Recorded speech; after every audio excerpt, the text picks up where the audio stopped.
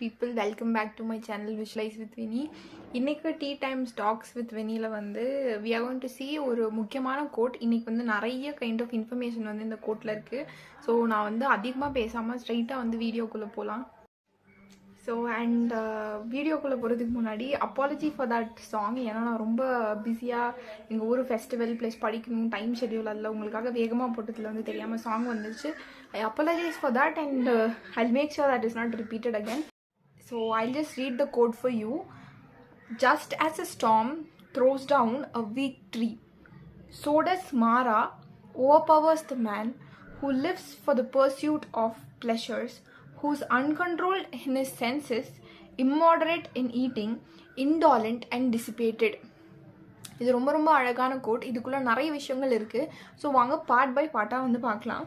எப்படி வந்து first statement just as a storm throws down a weak tree அப்படின்னா என்னென்னா, எப்படி வந்து ஒரு ரொம்ப வேகமான வர புயல் வந்து வேர் வீக்காக இருக்க இல்லை ஒரு வீக் சப்போர்ட் சிஸ்டம் இருக்க ஒரு மரத்தை எப்படி அடியோடு வந்து எடுத்துகிட்டு போயிடுதோ இல்லை பிடுங்கி போட்டுருதோ, அதே மாதிரி தான் நம்மளோட மனசில் இருக்க கெட்ட எண்ணங்களோ இல்லை மாறா அப்படின்றது வந்து இங்கே என்ன ஸ்பெசிஃபை பண்ணுவாங்க அப்படின்னா, எல்லா இடத்துலையுமே நல்லது கெட்டதுன்னு இருக்கும். அதே மாதிரி தான் தெய்வங்கள்னு ஒன்று இருக்கும். இன்னொரு சைடில் வந்து பார்த்திங்கன்னா ஈவில் பவர் அப்படின்னு சொல்லுவாங்க. புத்திசமில் மாறா அப்படின்றது தான் ஈவில் பவர் அப்படின்னு சொல்லி குறிப்பாங்க.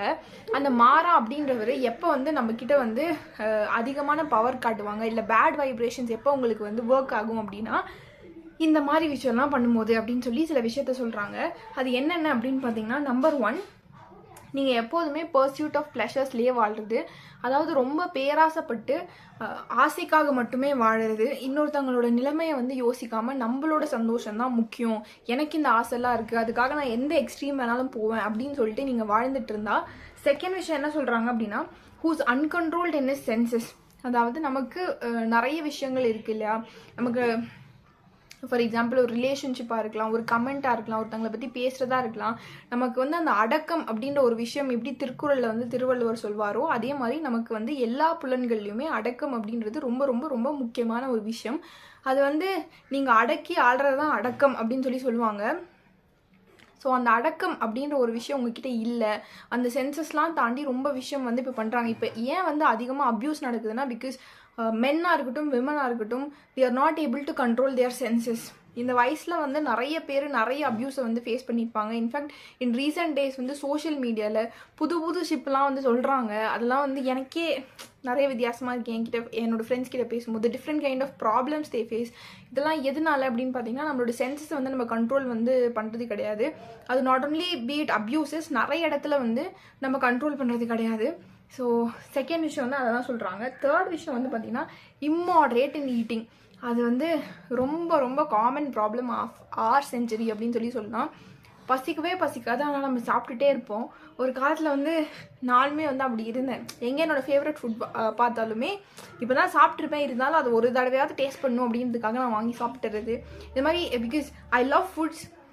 எனக்கு ஃபுட்ஸ்னால் வந்து ரொம்ப ரொம்ப பிடிக்கும், அதனால இந்த விஷயம்லாம் பண்ணுறது. பட் ஆஃப் லேட் நான் வந்து அந்த ஹேபிட்லேருந்து கொஞ்சம் கொஞ்சமாக போகிறேன். ஓகே, 3 டைம்ஸாக ஒரு தடவை வந்து சாப்பிடணும், ஒரு டைம் தான் வந்து ரொம்ப அதிகமாக வந்து சாப்பிடணும். உங்களோட வயிறுக்கு வந்து அது வேண்டான்னு சொல்லும்போது அதிகமாக உள்ளே வந்து தள்ளக்கூடாது. இன்ஃபேக்ட் வந்து உங்களுக்கு ஏப்பம் அப்படின்னு சொல்லிட்டு ஒரு விஷயம் வந்துச்சுன்னு வைங்களேன், பயாலஜிக்கலி என்னன்னா, உங்களுக்கு அது வந்ததுக்கப்புறமா நீங்கள் சாப்பிடக்கூடாது.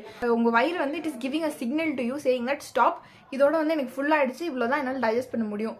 அதுக்கப்புறமும் செகண்ட் டர்ன் தேர்ட் டர்ன் நம்ம போகும்போது என்ன ஆகுதுன்னா, you are overloading your body and அது வந்து இன்னும் அதிகமான பயாலஜிக்கல் ஸ்ட்ரெஸ் வந்து உங்களுக்கு கிரியேட் பண்ணும், which will ultimately lead to mental stress.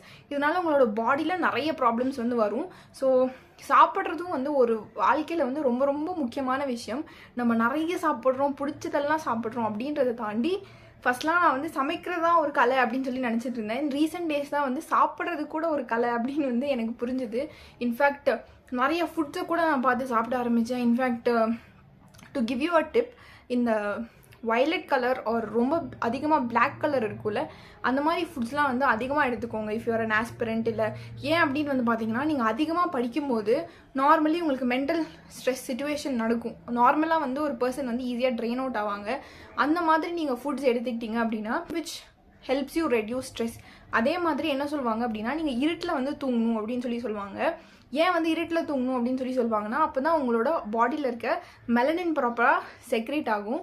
Melanin ப்ராப்பராக செக்ரேட் ஆனால் தான் உங்களோட ஸ்ட்ரெஸ் ரிலீசிங் ஹார்மோன் வந்து கம்மியாகும். செரட்டோனின் நினைக்கிறேன், அது வந்து உங்களுக்கு வந்து கம்மியாக வந்து சுரக்கும். இல்லை அப்படின்னா மெலனின் வந்து டிஸ்ஃபங்க்ஷன் ஆச்சுன்னா செரட்டோனினுமே வந்து டிஸ்ஃபங்க்ஷன் ஆகி உங்களுக்கு ஸ்ட்ரெஸ் அதிகமாகும். இந்த மாதிரி குட்டி குட்டி குட்டி விஷயங்கள் உங்கள் லைஃப்பில் வந்து நீங்கள் ஃபாலோ பண்ணலாம். நீங்கள் வந்து ப்ராப்பராக உங்களோட ஃபுட் பேட்டர்ன் வந்து ஃபாலோ பண்ணுறது கூட வந்து it is making a change in your லைஃப்னு சொல்லிட்டு அந்த பீரியட்லேயே வந்து சொல்லியிருக்காங்க. அப்படின்றது வந்து it was something that was very interesting for me. அதுக்கு அடுத்து வந்து இன்டாலண்ட் அப்படின்னா என்னென்னா ரொம்ப லேசியாக இருக்கிறது. இன்டாலண்ட் அப்படின்னா என்னென்னா எந்த ஒரு விஷயத்துலையுமே அதிகமான எக்ஸைட்மெண்ட்டோ இல்லை வந்து ஆர்வம் காமிக்காமல் ரொம்ப லேசியாக இருக்கிறது தான் வந்து இன்டாலண்ட் அப்படின்னு சொல்லுவாங்க.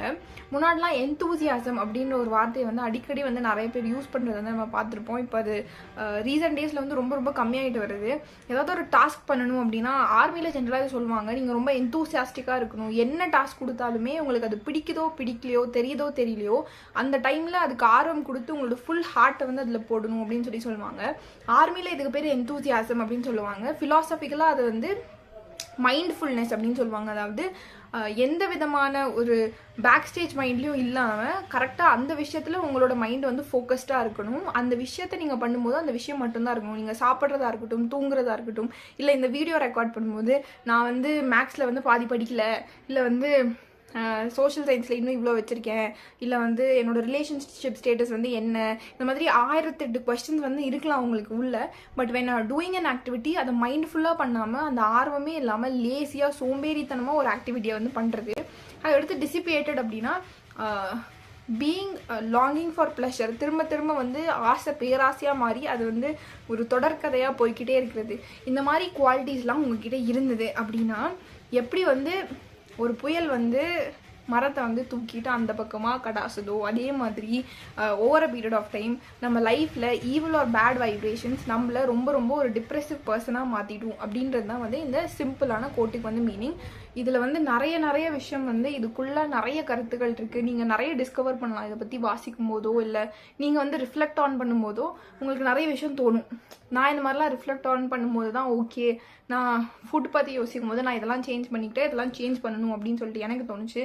சிமிலர்லி இன்டாலண்ட் லேசினஸ், நான் வந்து I not call my self lazy, but I love sleeping a bit.